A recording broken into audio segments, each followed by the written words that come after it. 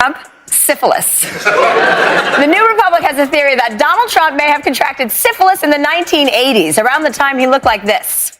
And Melania looked like this. ChelseaHandler just took down Donald Trump on live TV, and it was brutal.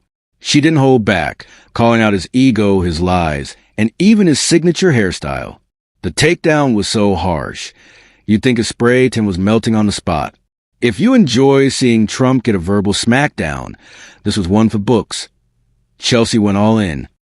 She was prepared and well-informed, and he said stuff like this. They're eating the dogs. They're eating the cats. They're eating the pets. The only dead pet I know about is the one on your head, and she mopped the f***ing floor with it. Now she wants to do transgender operations on illegal aliens that are in prison. Why can't you just be happy you'll have somebody to date when you get to prison, girl, huh? He lied about everything. He said he knows nothing about Project 2025. He lied about the 2020 election, and he lied about IVF. I have been a leader on fertilization. No, you're not. That's Nick Cannon, asshole. But Trump's biggest lie was about his health care plan. So just a yes or no, you still do not have a plan? I have concepts of a plan. I don't want a world leader with concepts of a plan. A concept of a plan is what I have when I take my... Trump was at it again, rambling nonsense, throwing out made-up numbers, and proving that his brain processes information about as well as a broken calculator. He was caught up in his usual web of half-truths and wild delusions, convinced he's the smartest person around, even though he wouldn't be the sharpest in an empty room. But just as he was gearing up for another round of incoherent bluster, ChelseaHandler stepped in and shut it down with pure, unfiltered truth. And let's just say, she did not hold back. And now we have a new president whose name is Donald Putin Trump, who the majority of Americans think is a huge fucktard. Chelsea ripped into Trump's legal troubles like a pro, tearing apart his mess of lawsuits and scandals with zero mercy. Honestly, his entire life is a dumpster fire at this point, and she made sure everyone knew it. The roasting was so brutal. Even his lawyers might have wanted to object if they weren't too busy dealing with their own financial disasters. And just when you thought she might let up, she hit him again, harder than the FBI raiding Mar-a-Lago. By the time she was done, Trump wasn't just roasted. He was burnt to a crisp, overcooked, and left out like one of his failed Trump steaks. If words could leave bruises, he'd be wrapped head to toe in gold-plated bandages right now. Would you ever have Donald Trump on your show? No. What if he asked you? No. What about Melania? Would you have her on your show? Melania? What's to talk about what? She can barely speak English. What do you think about her as the first lady? Exactly what I think about him as the first man. Mm-hmm. Nothing. I don't respect either one of those people. Mm-hmm. If he were here right now, what would you say to him? Fuck off. Fuck off. I mean, gross. He is the grossest. Physically, emotionally, mentally. Those statues they made of him were accurate. I bet you that is what he looks like naked, with a little grape in between his legs. First, let's talk about Trump's so-called intelligence. What's left of it, anyway? Chelsea laid it out plain and simple. The man talks in such a jumbled mess of words that even a dictionary would give up trying to make sense of it. He can't finish a sentence without veering off into some bizarre tangent about how he's the greatest at everything, even though history proves otherwise. Ask him about the weather and somehow he'll twist it into another delusional rant about winning the biggest election ever, which, let's be real, he absolutely did not. Chelsea didn't just call him uninformed. She made it clear he's so clueless that even lost socks in the laundry have a better sense of direction. Ivanka was sold to us as the progressive voice of reason who would be able to moderate Trump's crazy impulses. But whenever he does anything reprehensible, she skips town. Like when he proposed the first Muslim ban, she went skiing in Aspen. When he gutted funding for Planned Parenthood, she went skiing in Whistler. When he fired James Comey, she went skiing on the powdery slopes of Mount Kofifi. Ivanka was supposed to be our Wonder Woman, but now we're just wondering where the fuck that woman is.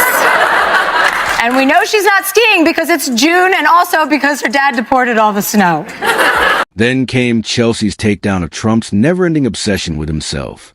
The man could be a charity event, and instead of focusing on the cause, he'd start rambling about how he's the most loved person in the room. The world could be in chaos, and he'd still be bragging about having the biggest crowd at an event. Spoiler. He absolutely did not. Chelsea made sure everyone knew Trump is basically a glitching robot stuck on self-praise. And let's not forget his favorite pastime, playing the victim.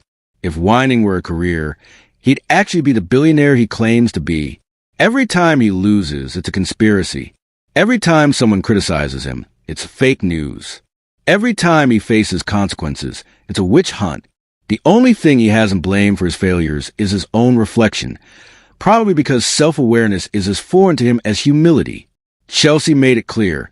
Real leaders take responsibility. Trump? He dodges accountability faster than he dodged a draft.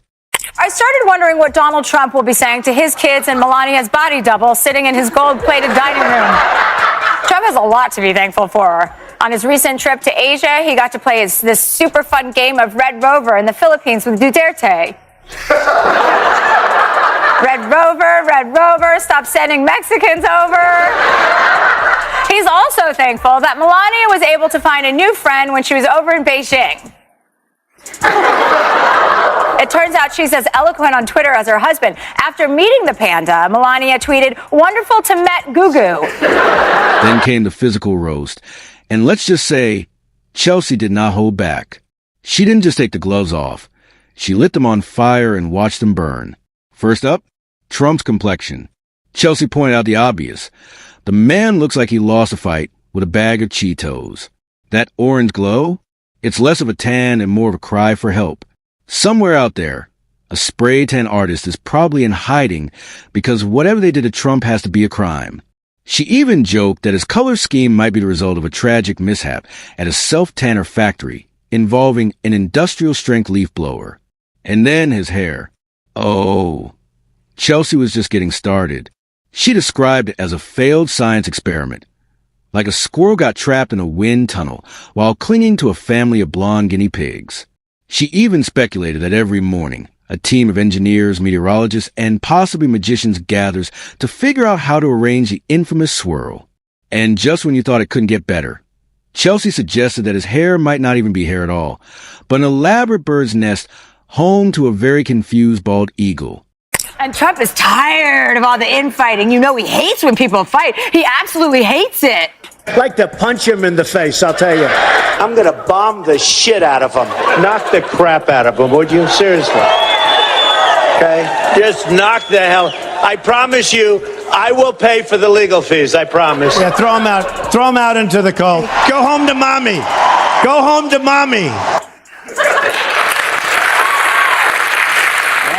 But the real knockout punch? Trump suits. And oh boy, Chelsea did not hold back. She asked the question we've all been wondering. Why do Trump suits always look like they were made for a man secretly hoarding dinner rolls in his pockets? It's like he's permanently preparing for a food shortage. Every jacket he owns is an awkward mix of a parachute and a Mar-a-Lago tablecloth. Chelsea even joked that if someone yanked a ripcord on one of those suits, Trump would take off over Florida like a startled flamingo. And then came the long, oversized ties. Why are they so long?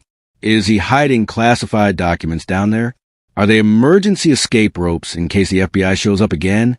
Chelsea suggested his ties might actually be a silent cry for help.